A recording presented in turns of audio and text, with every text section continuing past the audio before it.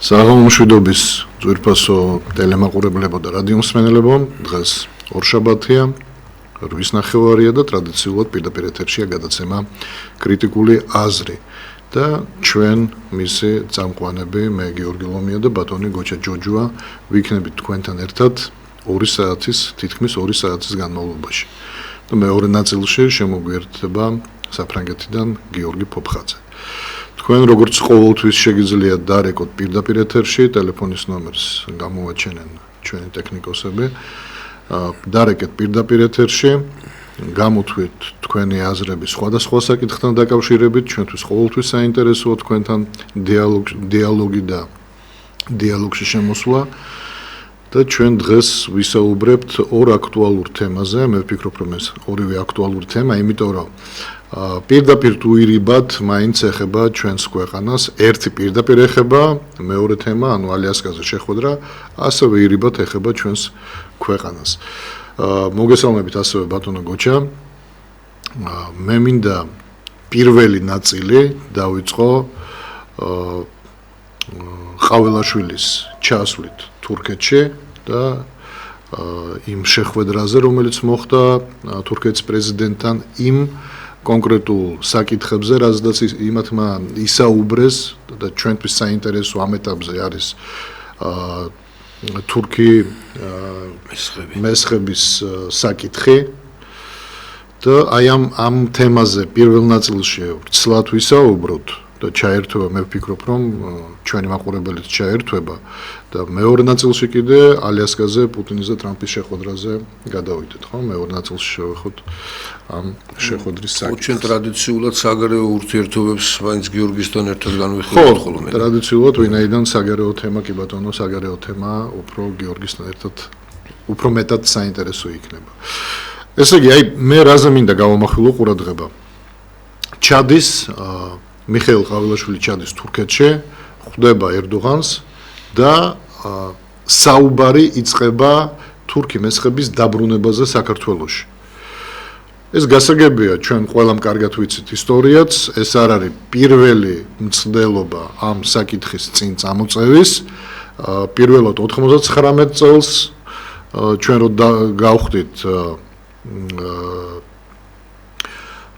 ევროსაბჭოს წევრები რო გავხდით აპრილში 99 წელს, მაშინ ამასთან ერთად ჩვენი მხრიდან ვითომ და ჟესტი იყო, მათი მოთხოვნით ბუნებრივია, რომ თურქი მესხების ნაწილი დაბრუნებული იყო საქართველოში და დასახლებული იყო იგივე იმავე რეგიონში, საიდანაც 54 წელს საბჭოთა კავშირმა გადაასახლა უზბეკეთში, ყაზახეთში, ტაჯიკეთში და ასე შემდეგ.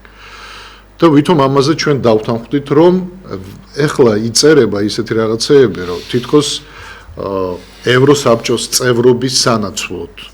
თუმცა მე კონკრეტულ მოთხოვნას ვერ პოულობ ვერსად და ვერც იმას, რომ მაინც და მაინც ამის სანაცვლოდ იყო. შეიძლება ერთ-ერთი პარაგრაფი იყო თურქი მესხების დაბრუნების, მაგრამ მე შემიძლია მაგალითად ეხლა ვივარაუდო, რატომ შეიძლება რომ ეს ყოფილიყო. 99 წელი, ანუ 90-იანი წლებია. ჩვენ ახალი ანუ საბჭოთა კავშირი ახალი დაშლილია. საქართველო ისე თუ ასე არ ემორჩილება დასავლეთს, თუმცა მცდელობა რომ დასავლეთთან დაალაგოს ურთიერთობა არის, მაგრამ დასავლეთს ეშინია რომ მაინც რუსების ქვეშ არის და რჩება და იმ მომენტში თურქეთი, მორჩილი თურქეთი იყო ევროპისთვის და ამერიკისთვის და მე ვფიქრობ, რომ ასეთი გეგმა ჰქონდათ, რომ თურქი მესხები დასახლდებიან საქართველოს ტერიტორიაზე, თურქი მასზე გავლენას ყოველთვის მოახდენს და ამით ასევე კონტროლს მოახდენს საქართველოს ტერიტორიაზეც გარკვეული კონტროლი ექნება, რაც საფუძველს იძლევა იმისა, რომ მერე შემდგომ დასავლეთმა თურქეთის მეშვეობით აკონტროლოს საქართველო.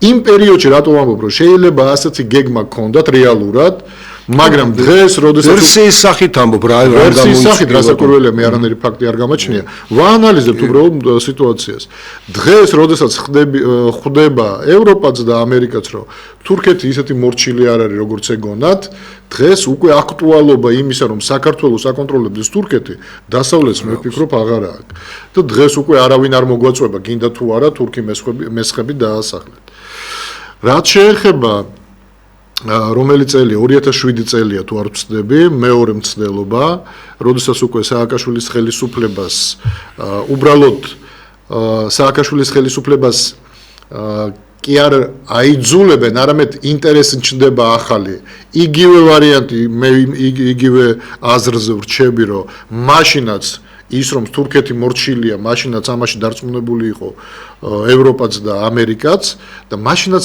ხდებოდა მცდელობა მაინც რომ მოდი მივცეთ საშუალება მით უმეტეს რომ სააკაშვილმა სერიოზული ურთიერთობა აწყო თურქებთან სააკაშვილის მეშვეობით ცალკე კონტროლის გაფართოებით და ასე შემდეგ ისევ გაჩნდა ეგ საკითხი მაგრამ მაშინაც მაქსიმალურად დროის გაწელვა მოხდა დღეს, როდესაც მიხეილ ყავილაშვილი ჩადის და ერდოღანს ხვდება, ისევ წამოწია ერდოღანმა ეგ საკითხი და აქ უკვე მეტი შიში ჩნდება და საფრთხე, რატო მე მაგალითად შემიძლია პარალელი გავავლო სალომე ზურაბიშვილის ჩასვლასთან აზერბაიჯანში. სალომე ზურაბიშვილი ჩადის აზერბაიჯანში, იწყებს საუბარს რატომღაც დავით გარეჯის თემაზე პრეზიდენტ ალიევთან და ჩვენ ფაქტიურად ვკარგავთ დავით გარეჯის კომპლექსს. ისმის კითხვა ამ ხელისუფლების მმართველობის დროს ხდება ეს ყველაფერი. ისმის კითხვა ანუ ეხლანდელი ჩასვლა მიხეილ ყავილაშვილის თურქეთში და ამ თემის წამოწევა არ შეიძლებოდა რომ რომელიმე მხარეს არ ცოდნოდა პროტოკოლი სპონტანურად არ ხდება კი პროტოკოლი ამას ითვალისწინებს როდესაც პრეზიდენტი ჩადის წინასწარვე ყველა საკითხზე რაზეც წავა საუბარი ორივე მხარე მიცის და მაშინ აი ისმის კითხვა რისთვის ჩადიოდა თუ კი იცოდა რომ ამ საკითხს წამოწევდა წინ პრეზიდენტი ერდოღანი რას ელოდებოდნენ მე უარი იქ არ თქმულა ამ თემაზე აი არსებობს რეალური საფრთხე რომ განმეორდება ისეთივე მდგომარეობა რომელიც მოხდა მაგალითად სალომეს ჩასვლით აზერბაიჯანში როდესაც იმის შემდეგ ჩვენ დავკარგეთ დავით გარეჯის კომპლექსი თქვენ როგორ ხო შენ საკმაოდ ასე ლოგიკა ჩამოაყალიბე სწორედ რომ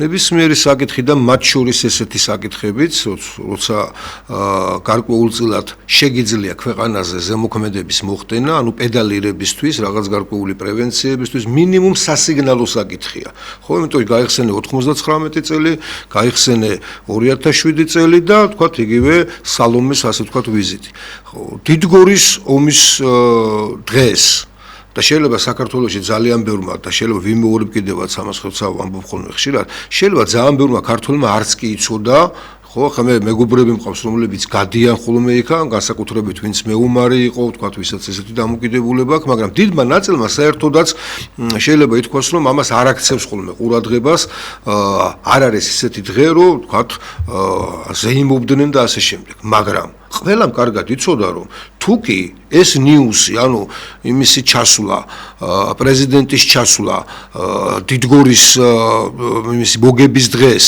და თურქეთის გამარჯვების დღეს და თურქეთის პრეზიდენტთან შეხვედრა ეს რომ ყველა ვარიანტში მოხდებოდა ასე ვთქვათ გამოიყენებდნენ როგორც ბერკეტს ხო მოწინააღმდეგე მხარე ყავს ამ ხელისუფლებას ყველამ კარგად იცის თქვენ წარმოიდგინეთ ისინიც კი რომლებიც ლიბერალური არიან და პროთურქული შეიძლება ითქვას იმიტომ რომ დასავლეთიდან გამომდინარე არიან ოღონდ რუსეთის საწინააღმდეგო დროს იმათაც კი იძულებული იყვნენ რომ მათაც კი ეთქვათ რომ აი ამ დღეს ეს ჩასვლა რისი ნიშანი იყო და მით უმეტეს მერე მოყვა ის რასაც აი შენ ლაპარაკობ რომ როგორ პროტოკოლით არ იცოდა რომ ეს საკითხი იყო მე ვფიქრობ პრევენციისთვის ალბათ უფრო ჩავიდა ალბათ ფიქრობდა რომ ეს საკითხი გაენელებინა და მე არ ვთვლი იმას რომ ქართული ოცნებას აწყობს ამ შემთხვევაში თქვათ დაძაბვა ან თუნდაც კიდევ დაძაბვა ჯერჯერობით ადრეა მაგრამ სიგნალი ნამდვილად არის თან იმ ფონზე როდესაც საქართველოში უკვე იგივე მუსლიმური ქვეყნებიდან მიგრაციაზე არის საუბარი, მათ მოქმედებებზეა, გვახსოვს რომ თქვათ მთელი გამოსვლებიც კი იყო ჩვენს იმაში რა ქვია, ჩვენს რეგიონში, სადაც ჩვენი მეზობელი აზერბაიჯანელები ცხოვრობენ.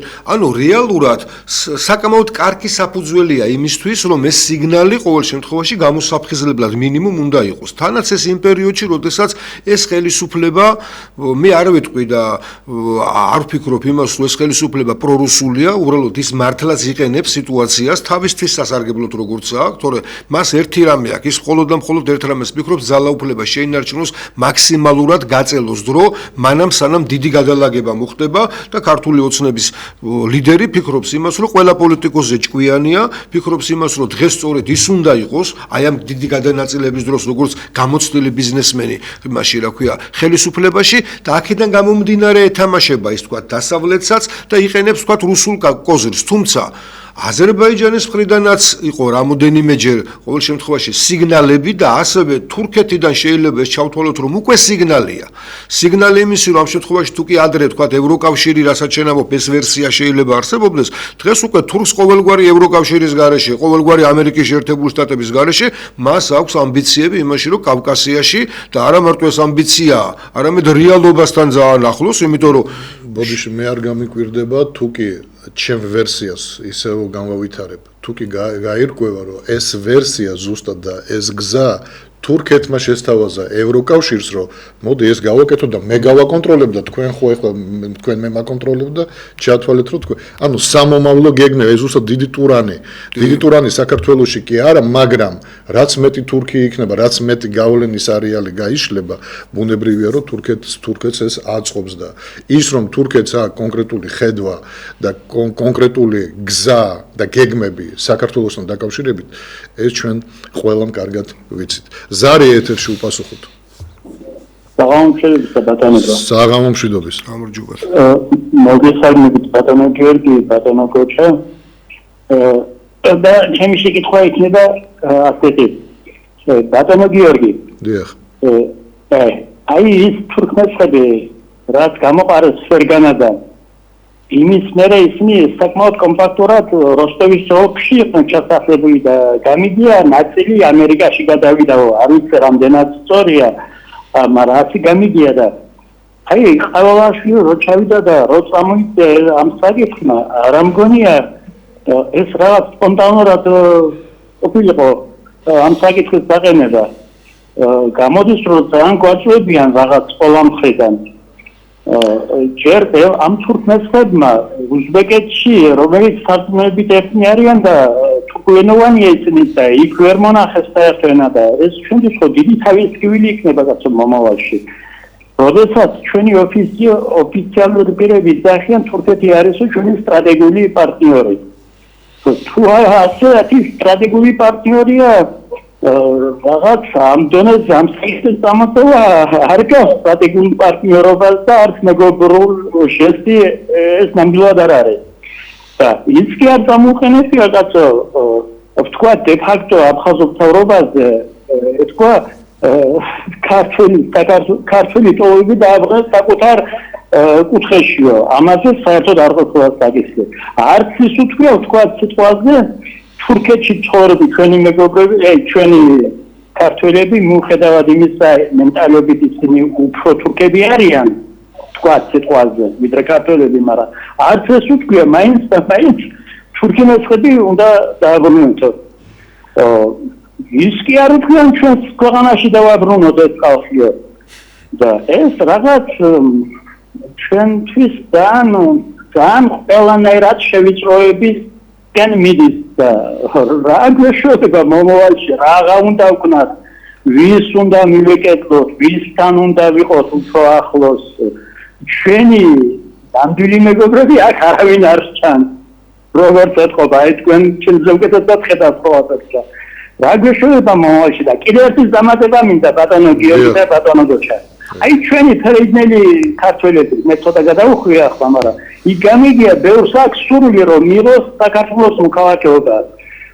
მესმის მე ისინი უფრო ირანელები არიან მენტალიტეტით ვიდრე ქართველები, მაგრამ ჩვენ დემოგრაფიული მდგომარეობას ხო არ გამოასწორებდა და ამბობენ კი ბატონო მოხალხეობა მე ფერედნელებზე მივცეთ მაგათ მოხალხეობა ფერედნელებზე შემიძლია გითხრათ ბატონო რო იყო შემოთავაზება თურქეთში ცხოვრები ჩვენი ქართველები თუ შემოსახდებიან ჩვენთვის უკეთესი იქნება ჩემი ხმა გესმით ბატონო ჩემი ხმა გესმით ტელეფონით კი ბატონო კი გესმით ხო კარგით არ დაკიდოთ ხურმილი არ დაკიდოთ პირველ ჯერ ბოლოდან დავიწყოთ ფერედნელი ქართველები დამიჯერეთ თავიანთი აი ზუსტად მენტალობით ქართველები არიან ისინი ირანელები არიან იმ კონკრეტულ სოციალური წყობიდან გამომდინარე რომელშიც ისინი დღეს არსებობენ მაგრამ შინაგანად ისინი თვლიან რომ არიან ქართველები და ეს არის მთავარი რაც შეეხება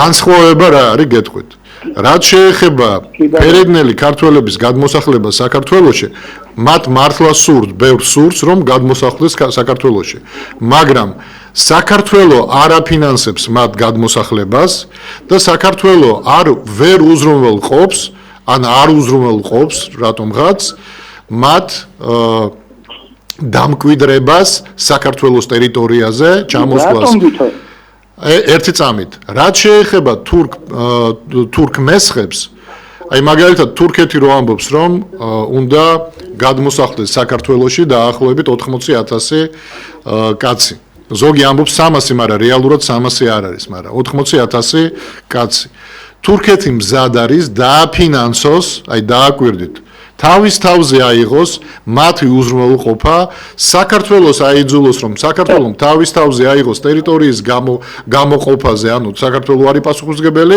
ის რომ მათ არაფერი არ გაუჭირდებათ და ბიზნესში ხელშეწყობა ექნებათ ამის გარანტი არის საქართველოს და ის რომ ბიზნესს წამოიწყებენ და თანხები რაც დაჭირდება ამ თანხას რომ თურქეთი მისცემს ამის გარანტიას თურქეთი იძლევა გესმით ხომ ხარდაჭერა ორივე მხრიდან და ის რომ ფერედნელ ქართველებს დაბრუნება უნდა სამწუხაროდ არც ირანის ინტერესია რომ ფერედნელი ჩამოვიდეს საქართველოში და აქ დასახლდეს ამიტომ ის არ დააფინანსებს მას და არც საქართველოს არც დღევანდელ და არც გუშინდელ ხელისუფლებებს რატომღაც არ ქონდათ იმის სურვილი რომ ხელი შეეწყოთ ფერედნელებისთვის, ქართული ფერედნელებისთვის.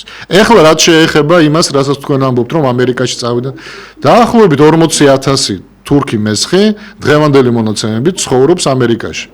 ეხლა თქვენ ხომ გესმით, რომ 44 წელს, როდესაც თურქი მესხები გადაასახლეს, ვერ მოხდა ზოგი ამბობს, რომ 120,000 გადაასახლეს, 140,000. თქვენ თუ მონაცემებს აიღებთ, ანუ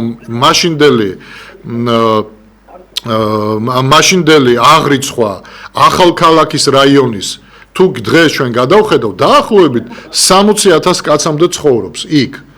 ანუ ესე იგი თუ ყველა ცხოვრობდა თურქი მესხი 60,000-ზე მეტი არ უნდა იყოს მაინც, ეხლა რაც არ უნდა იყოს. მაგრამ ეხლა 60,000-ზე ხო არ იცხოვრებდა თურქი მესხი. მან ქართველები ცხოვრობდნენ, ხო, რაღაც სომხებიც ცხოვრობდნენ.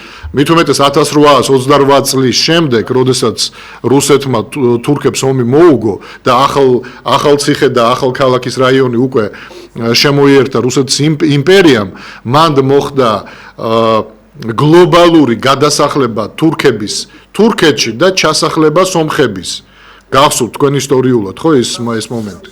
და აქედან გამომდინარე ის ვინც დარჩა ვერ იქნებოდა არ ვერც 100,000 იქნებოდა ვერც 120,000. მაგრამ ყველაფერს დავიდავანებთ, ჩავთვალოთ რომ 40,000 თურქი მესხი გადაასახლეს, მაგრამ სად გადაასახლეს? აი ისმის კითხვა, უცხოეთში ხო ვერ გადაასახლებდნენ? გადაასახლეს ისევ საბჭოთა კავშირის ტერიტორიაზე. უზბეკეთი, თაჯიკეთი, ყაზახეთი, ასევე როსტოვის ოლქიც იყო, დღეს კრასნოდარში ცხოვრობს ძალიან ბევრი და ასე შემდეგ. როდესაც დაინგრა საბჭოთა კავშირი და 1999 წელს ფერგანის ტრაგედიის შემდეგ უზბეკეთში რომ მოხდა უზბეკებს და თურქ მესხებს შორის რა ქვია დატაკება ერთმანეთთან ძალიან ბევრი თურქი მესხი იყო მოკლული.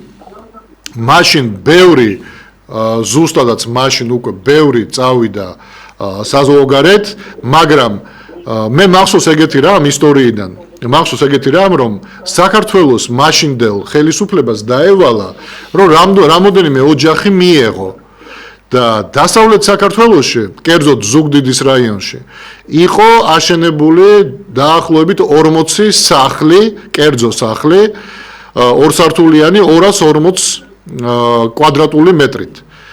40 სახლი, ანუ ფაქტურად ორი სოფელი იყო აშენებული და იქ ჩაასახლეს 40 ოჯახი თურქი მესხების. 2 წელიწადში კრასნოდარში დატოვეს ზუგდიდის რაიონი და ჩავიდნენ კრასნოდარში, იმიტომ რომ 2 წლის განმავლობაში მათი ასიმილირება ვერ მოხდა. გეცოდინება გოჩეი. მათი ასიმილირება ვერ მოხდა და ვერ გამონახეს საერთო ენა ქართველებთან იმ მომენტში. თქვენ წარმოიდგინეთ, რამდენად განსხვავებული მენტალიტეტი გვაქვს ჩვენ და აზროვნება ამ ეტაპზე, ხო? მაშინაც და ეხლაც. ეხლა რა ხდება? ამერიკაში გადასახლებული, ევროპაში გადასახლებული, რუსეთში გადასახლებულია წასული, მოდით ეს ვთქვათ, მიგრაციაში წასული თურქი მესხი. ეს ხომ არ არის ის 40,000, ეს უკვე არის მათი შვილთა შვილების ოჯახები, რომლებმაც საქართველოს შესახებ შეიძლება ისტორიულადაც კი არ იყვნენ ბოლომდე ჩახედულები. რა თქმა უნდა. და დღეს ამერიკელი თურქი მესხი თქვა დაბრუნდება საქართველოში? არ დაბრუნდება. არ ამგონია. არ დაბრუნდება. რუსეთშიც მაცხოვრებელი არ დაბრუნდება საქართველოში? რა თქმა უნდა. გარწმუნებთ. არც ევროპაში. მაგრამ დაახლოებით ეხლა დღევანდელი მონაცემებით თურქეთში ცხოვრობს დღეს უკვე თურქეთში ცხოვრობს 90-დან 120,000-მდე თურქი მესხი. აი ზუსტად იქიდან უნდა ერდოღანს რომ დაახლოებით 80,000 დაბრუნდეს საქართველოში. და ეს ფაქტურად ჩემი აზრით არის მეხუთე კოლონა, რომელიც წარმოშობს საბოლოო ჯამში თურქთა მხარდამჭერ ჯარს საქართველოს ტერიტორიაზე, რომელიც შეემატება იმ თურქ მხარდამჭერთა ჯარს, რომელიც უკვე არსებობს აჭარის რეგიონში. სამწუხაროდ, რა თქმა უნდა, ეს არის მიხეილ სააკაშვილის დამსახურება თავის დროზე. რაც არ მომხდარა ასლან აბაშიძეს პერიოდში უნდა აღვნიშნოთ. ხო და აი ამ ყველაფრიდან გამომდინარე, ეს არის უბრალოდ ჩვენი დაკვირვება და ჩვენი ანალიზი. მე მგონი თქვენს დაგვეთანხმებით.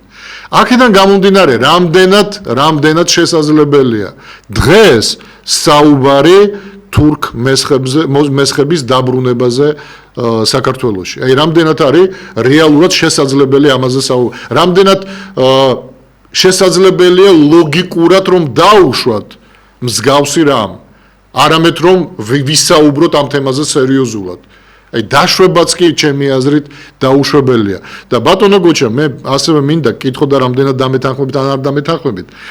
ხომ არ იყო მაგალითად ეს ჩასვლა და ეს დიალოგი თურქ მესხებზე განპირობებული იმით, რომ არავინ არ ხვდება მიხეილ ყავლაშვილს და ამ ხელისუფლებას ჭირდებოდა დანახვა და ილუზიის შექმნა, რომ აი ამხელა სახელმწიფოსი, როგორც არის თურქეთი, ამხელა სახელმწიფოს ლიდერი ერდოღანი ხვდება საქართველოს პრეზიდენტს და ესაუბრება მას როგორც ლეგიტიმურ, ის აღიარებს ყავლაშვილს როგორც პრეზიდენტს, როცა სხვა ლიდერები ვთქვათ, არ აღიარებენ.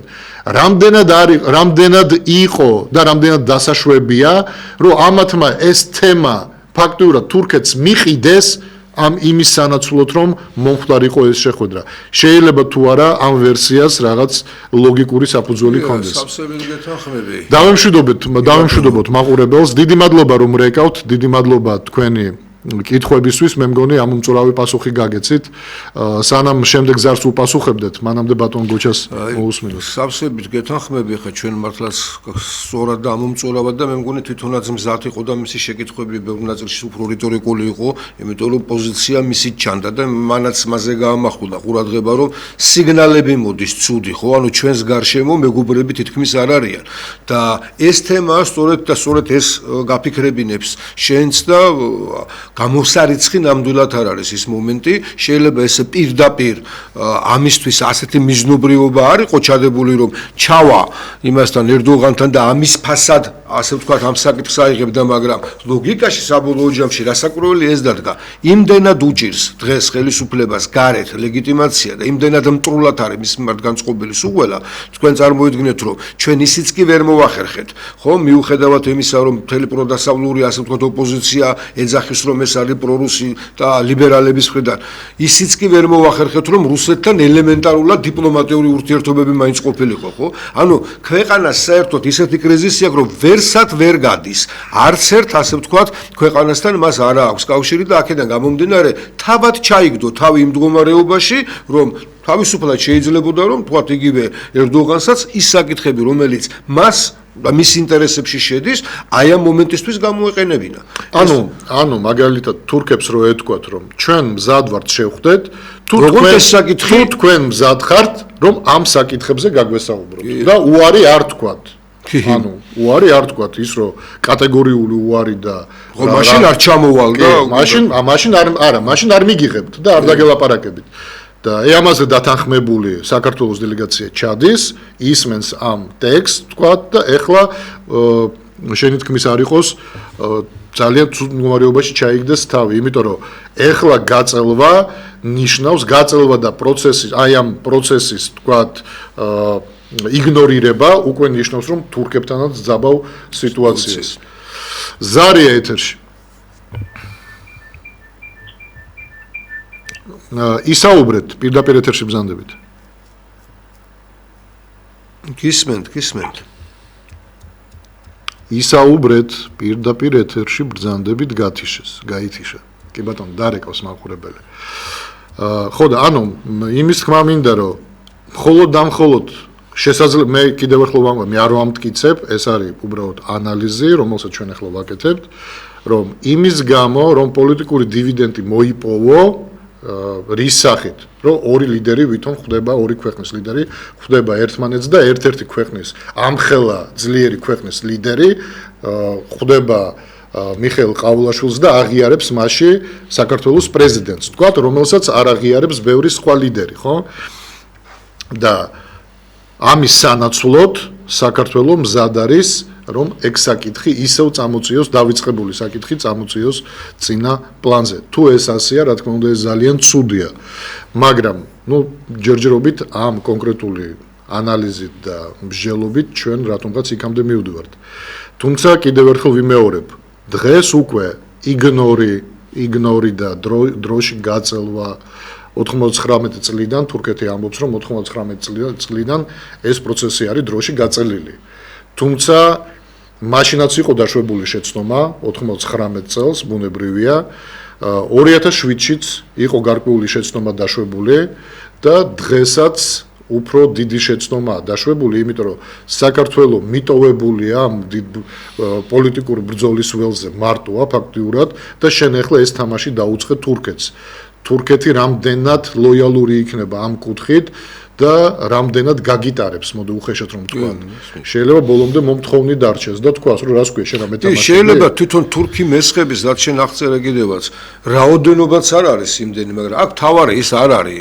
აქ თავარი არის ის მიდგომა და ის ბერკეტი, რომელსაც ის შეიძლება იყენებდეს შენთან მიმართებაში. აქ თავარი ესაა და იქამდე მივიყვანეთ საქმე, რომ თურქეთთან ურთიერთობაც კი ხვალდაზე შეიძლება, ასე ვთქვათ, არასწორ იმაში გადავიდეს დიპლომატიურ ურთიერთობებში რა. ესაა ყველაზე დიდი შეცდომა, რომელსაც მე ვფიქრობ, რომ საგარეო პოლიტიკაში იმ დანარჩენთან ერთად კიდევ უშვებთ, კიდევ უფრო მეტად ვამატებთ. კი ბატონო. ზარია შემოუშვით. დიახ, გისმენთ. სამარჯობა. მე შეკითხვა დაგისვათ. რომ საუბრობთ, რომ გაიფუჭა ევროპასთან, ანუ დღევანდელმა ჩვენმა მთავრობამ ურთიერთობა, მაინტერესებს. თქვენ როგორ ფიქრობთ, იმას მხრიდან რა მოთხოვნებით ღერდება, ესენი უნდა დაკმაყოფილებულიყო? რომელი მოთხოვნები შეგიძლია აი თუნდაც პროპაგანდის გაუშვებლობა და გამჭვირვალობის კანონი. როგორ ფიქრობთ თქვენ ეს უნდა გაეტარებინათ და ეს მოთხოვნები შეესრულებინათ ევროპისთვის? და თქვენ მართლა ფიქრობთ, რომ ამ ორი საკითხის გამო გაფუჭდა ურთიერთობა ევროპელებთან? არა, თქვენი აზრი მაინტერესებს. მე იმას ვფიქრობ, რომ ხედავ როგორ ზეწოლა ჩვენ ქვეყანაზე და ჩვენ მთავრობაზე და ასე იყო ყოველთვის. ორ ცეცხლ შუა ვიყავით ხოლმე და აქამდე მოვედით. თქვენც კიდე ამ დროს იმეორებთ ტრების პროპაგანდას. მაგალითად არ გახვიდეთ ეთერიდან პოლემიკას შემოდით. რატო არ უნდათ? აი ეგ არის ზუსტად ეს არის მეგობრებო. შუა ვიყავით თუ ამბობს ადამიანი. არა, ერთი სამი ჯერ მოდი აღვნიშნოთ, რომ ადამიანი, რომელიც რეკავს კონკრეტულ ტექსტს ამბობს და კიდებს ხურმელს, ეს არის ადამიანი, რომელიც ცდილობს, რომ სხვა მიმართულებით წაიყვანოს საუბარი და ადამიანების შეცდომაში შეიყვანოს. იმიტომ რომ თქვენ არ შეგიძლიათ შემოსვლა პოლემიკაში, ვინაიდან იცით რომ პოლემიკაში ყოველთვის წააგებთ. ეხლა მე თქვენ კითხვებს დაგისვავთ. თქვენ ხო გახვიდით ეთერიდან სამწუხაროდ ხო? მე კითხვებს დაგისვავთ, თქვენ რაზედაც ბუნებრივია, ბევრი მაყურებელი მიხვდება, რომ ეს ლოგიკური კითხვებია. პირველი კითხვა, რომელიც მე უკვე დავსვი და თქვენ პასუხი არ გაგვეცეთ. პირველი კითხვა, თქვენ მართლა ფიქრობთ, რომ ამ ორმა საკითხმა დაძაბა ურთიერთობა ევროპასთან? რა თქმა უნდა, ეგ არის აბსურდი და ყველა მაყურებელმა იცის, რომ არა. მაგრამ იმ საკითხებმა, რაზედაც ჩვენ არა მხოლოდ იგნორე, არამედ პირიქით უფრო მეტად გავაფუჭეთ ის საკითხები, სასამართლო რეფორმები მაგალითად. პირველი, რასაც ითხოვდა დასავლეთი და დღესაც ითხოვს ჩვენგან. სასამართლო შრომით კანონში ძალიან ბევრი ცვლილების შეტანა. ჰარმონიზაცია მისი ევროპულთან. კი ბატონო, ანუ ისეთ სოციალური თემები ბევრი ისეთი საკითხი დგას იმ მოთხოვნაში, რაზედაც თქვენ საუბრობთ და ერთიანობაში თქვენ არ გინდათ განიხილოთ ეს ყველა საკითხი არ გინდათ განიხილოთ, თქვენ რატომღაც გამოყოფთ მარტო ორ საკითხს, გამჭირვალობის კანონი და LGBT-სთან დაკავშირებით კანონი, ანუ მარტო აი ამ ორზე საუბრობთ, რაც მიუღებელია პირდაპირ გეუბნები და ჩვენ ამაზე არაერთხელ გვისაუბრია, მაგრამ ეს არ იყო ის ფაქტორი, რის გამოც დაგვეძაბა ურთიერთობა დასავლეთთან. ეს უნდა გესმოდეთ. უკაცრავად გიორგი და რომ მივიღეთ ეს კანონები, რა იმუშავა? ამან და რა შეცვალა? ან გამჭირვალეობაში რა შეცვალა? და რა შედეგი დაგვიდგა, რამე აკრძალეს, რამე გააჩერეს, დაფინანსება არ იყო, ან იმ პოლიტიკურ ძალებს, რომელზედაც ეძახდნენ, რომ იგივე ნაცების არის დაფინანსება თვითონ არ მიცეს და 40 მილიონი რაც დაფიქსირდა საარჩევნოდ. ეს ხომ ჩვენს თვალწინ მოხდა. და რისთვის ღირდა მაშინ დაძაბვა? აი რამ მოვიგეთ ამითი? რა შევაჩერეთ? რამე შეჩერდა, გამჭირვალეობა, აგიტაცია აღარ არის, პროპაგანდა აღარ არის, უფრო ნაკლები გახდა რამე, ან იმას გათხოვების მართლა და დაიჯერეთ ეს მართლა იმასავით და გაჩერდა ეხლა ეს საფრთხე და აღარა გვაქვს თუ, აი რა მოხდა იმითი, რომ ეს კანონები მივიღეთ? რაში გადავრჩით? გარდა იმისა, რომ აღმოჩნდით ფაქტურად პოლიტიკურ იზოლაციაში, ჩვენ სხვა არაფერი არ მივიღეთ. აი, სწორედ ამბობდა ბატონი, რომ ორ ცეცხლ შუა ვიყავით თუ. ორ ცეცხლ შუა რო ვიყავით, ხომ ვახერხებდით. შენ რომ დასავლეთთან ამ სათამაშო კარტით, ხო? იმიტომ რომ აგერ ამ იმის მერე, რა ქვია, ამერიკის შეერთებული შტატების პრეზიდენტის ხედა რომ ყოზირები ხელში არ უჭირავს, ჩვეულებრივ პოლიტიკურ ტერმინებად იქცა, თორე პოლიტიკოსებს დიდი ხანია ეს ტერმინები გვაქვს, ხო, ისევე როგორც თეატრს ვეძახით, საბრძოლო, საომარი თეატრი, პოლიტიკური კარტი, რომელიც ხელში გიჭირავს. ჩვენ დასავლეთთან ყველა კარტი გავჭერით. ანუ იქით ამ ხარეს საერთოდ იზოლაციაში ვართ. აქეთკენ ეხლა გქონდა საუბარი თურქეთთანაც სიტუაციაში მთლად კარგი ყოზირები ხელში არ გვიჭირავს. აზერბაიჯანთან ყოზირები ხელში არ გვიჭირავს.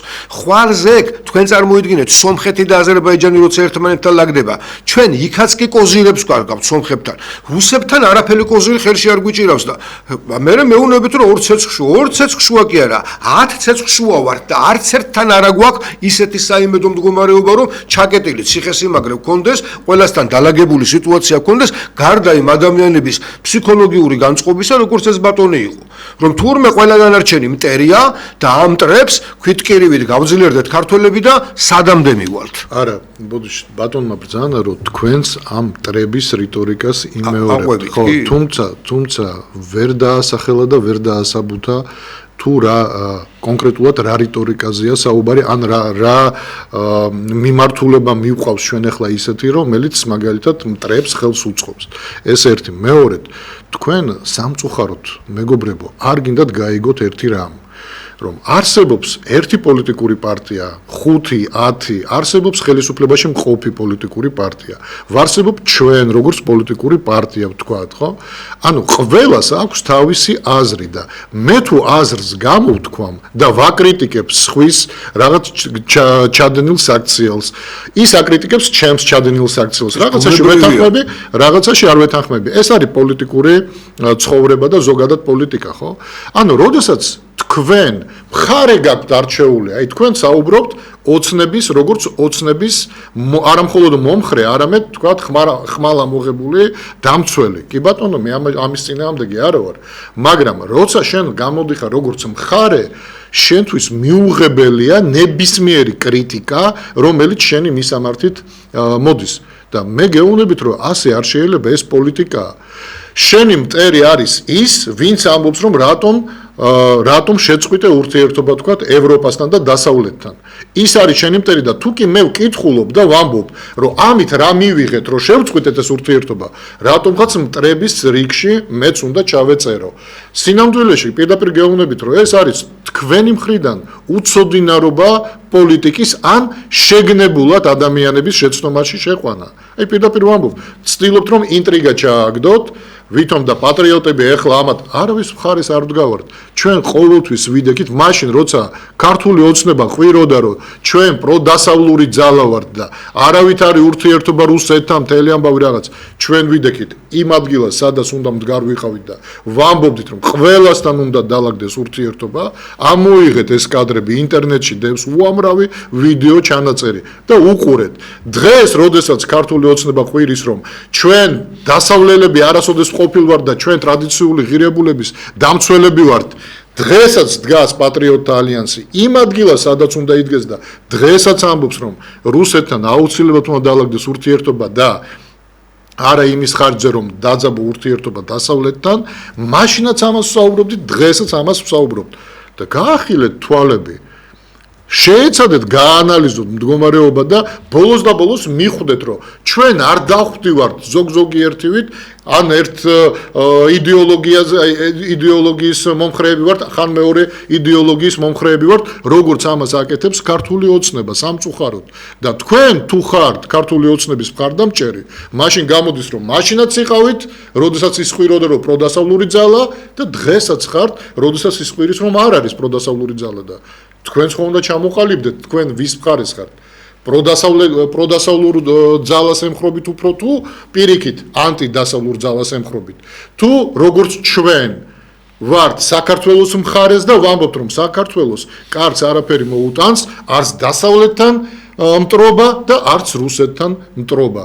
და აქვს იმის უნარი საქართველოს ბუნებრივია თუ პოლიტიკური ნება იარსებებს, რომ დაალაგოს ურთიერთობა როგორც ერთ მხარესთან, ასევე მეორე მხარესთან. ტრამპი ფაქტურად ამაზე საუბრობს დღეს, რომ სიტუაცია დავალაგოთ ყველასთან და არა ისე, აი მაგალითად უკრაინაზე ის საუბრობს შემდეგნაირად, ფაქტიურად, რომ თუ კი ჩვენ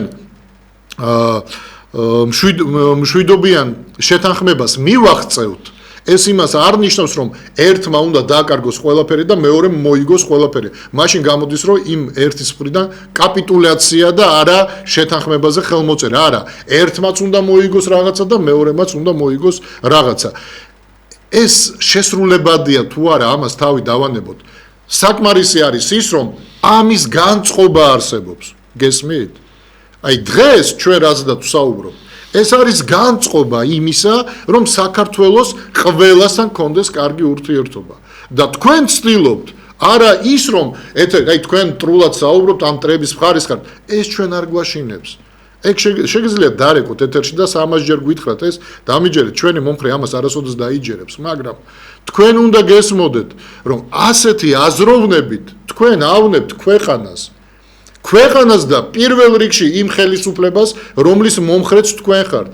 იმის მაგივრად, რომ ხელისუფლებამ შეიგნოს და გაიაზროს, რომ ერთთან მტრობა და მეორესთან არც ისეთი მეგობრობა ქვეყანას სიკეთეს არ მოუტანს. აი ეს რომ შეიგნოს ხელისუფლებამ და თქვენ რომ ხელი შეუწყოთ თქვენს ხელისუფლებას რომ ეს შეიგნოს, ამის მაგივრად თქვენ ცდილობთ რომ პირიქით დაძაბოთ ურთიერთობა, ჩააგდოთ შუღლი რაღაც ინტრიგები და გააგრძელოთ ეს მტრობა ყველასთან. ჩვენ ხომ ფაქტურად მეგობარი არ ყავს. აი ზუსტად თქვენნაირი ხალხის დამსახურება ის, რომ ჩვენ მეგობარი არ ყავს. იმიტომ რომ არ შეიძლება ამ ეტაპზე და ამ კონკრეტულ რეალობაში მხარე იყო რომელიმე პოლიტიკური ძალის და ამბობდნენ რომ აი არა მე მირჩევნია რუსეთთან ვიყო ვიდრე ამ პირიქით დასავლეთთან ვიყო ვიდრე რუსეთთან. პირველ რიგში საქართველოსთან უნდა იყო.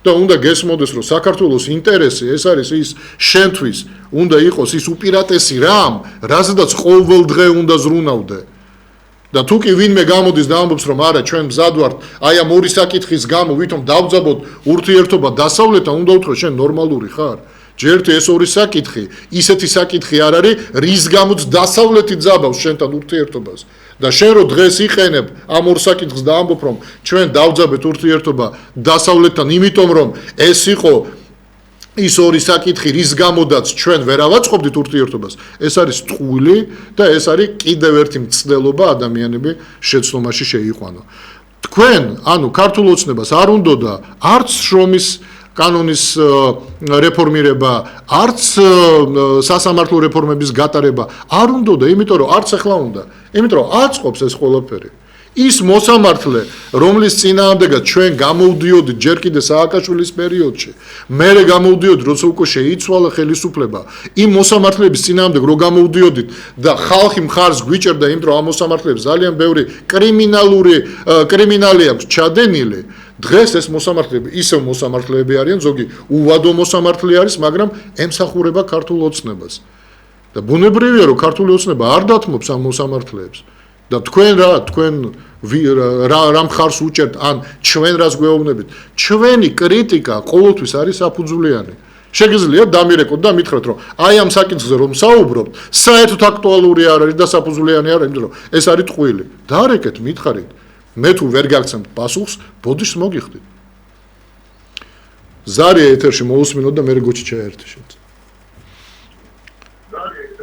გისმენთ ისაუბრეთ პირდაპირ ეთერში ბრძანდებით მოგესალმებით ესე იგი თურქი მესხების ტერმინი არასწორად მიმაჩნია გასახლება მოხდა აბსოლუტურად თურქების და მათთან მიყოლებული იმ ქართველების რომელიც მათ სამსახურში იყვნენ ეს ვიცი ადგილობრივი მაცხოვრებლებიდან ვინაიდან ესე იგი ისინი აკიოკებენ მართლმადიდებელი ეკლესიის წარმომადგენლებს ის კათოლიკური ეკლესიას გასდა მაგას გამოდა მთელი ამბავი ამიტომ არ მიმაჩნია მიზანშეწონილად თურქი მესხების ჩამოსახლება ეს იქნება საქართველოს ტერიტორიის შემდგომი განაწილება და დაყუპვა დიახ დიდი მადლობა